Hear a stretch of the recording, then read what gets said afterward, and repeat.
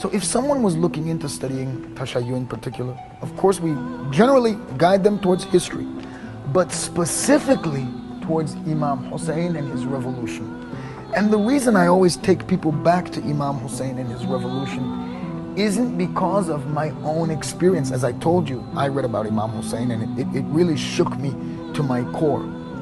What's very important for us to know about Imam Hussein is this. When we were Ahlul Sunnah, it's as though he never grew up. We learn about Imam Hussein as Ahlul Sunnah. Our Sunni brothers know about Imam Hussein and Imam Hassan, but only in the context of their childhood. You look at ahadith that are contained in Sahih Muslim or Sahih Bukhari, 99.9% of them are concerned with these young men as children in the company of Hazrat Rasulullah sallallahu alaihi wasallam. If we only were to look into it from that point of view, we would think that they never grew up. These guys must have died when they were 8, 9, 10 years old, because we don't hear anything else about them. I think that a lot of people are amazed when they read about the history, particularly not just of Islam, but of the family members of Prophet Muhammad. What happens to his family members after his death?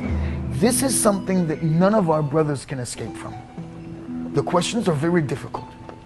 Immediately after the death of Prophet, Hazrat Zahra alayha salam, his daughter Fatima comes under attack, comes under, really a public type of attack. Anyone who wants to know more about it can read her history. The people of Medina told Fatima, don't cry so loud over your father here in town, you're keeping us up at night. Set up camp on the outskirts of town and cry there. A lot of people don't know that about Fatima. We read about Fatima as Ahlul Sunnah and we don't know about Fatima. The hardships that Fatima went through after the death of Prophet. Imam Hassan, same thing. Her son Imam Hassan, same thing. The difficulties, the tribulations, the trials that were thrown on this family after the death of the family. And it culminates after the death of Prophet. And it culminates in the revolution at Karbala. The fact that the beloved of Hazrat Rasulullah, one of the masters of the youths of paradise, that our brothers Ahlul Sunnah, they accept that Hussein is one of the Sayyidiyya, the Shabab Ahl Jannah. He's one of the masters of the lords of paradise, the lords of the youth of paradise.